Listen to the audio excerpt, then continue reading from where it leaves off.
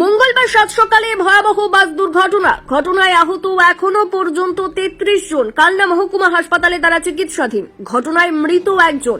জানা গিয়েছে এদিন মঙ্গলবার আনুমানিক সকাল 8টা নাগাদ কালনা পান্ডুয়ায় একটি বাস দ্রুত গতিতে আসার সময় হঠাৎই নিয়ন্ত্রণ হারিয়ে পাল্টি খেয়ে যায়। মেয়ে সুমনা পানকে বৈদ্যপুরের রামনগর শ্বশুরবাড়ি নিয়ে যাচ্ছিলেন তার বাবা গোপাল মণ্ডল।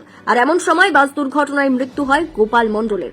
বাকি 33 জন কালনার হাসপাতালে চিকিৎসাধীন। বেপরোয়া গতির কারণেই এই দুর্ঘটনা বলে প্রাথমিক অনুমান পুলিশের।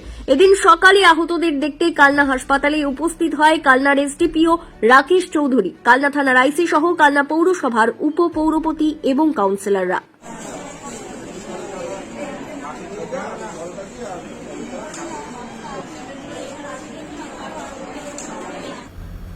কোথায় অ্যাক্সিডেন্ট হয়েছে, কি ধরনের? এটা হয়েছে বাসটা পান্ডুয়া থেকে আসছিল কালনা বাস স্ট্যান্ডে, শ্রীরামপুরের মোড়ের মাথায় একটা টোটো সামনে চলে আসে গলির ভেতর থেকে।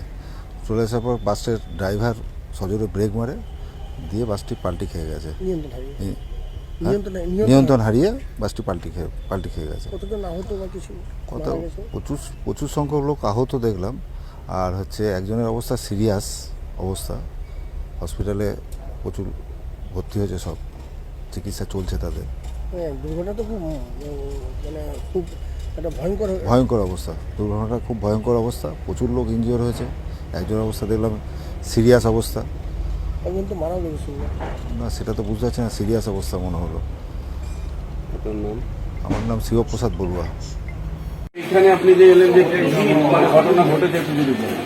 আমি এসে ঠিক বাসে পেশেন্ট যারা ইঞ্জুরি হয়েছে তাদেরকে এনে এবং সুপার স্যারকে ফোন করলাম। হসপিটাল থেকে সমস্ত পরিষেবা যেটা যেটা প্রয়োজন সমস্ত সবকিছু পরিষেবা দিয়েছে।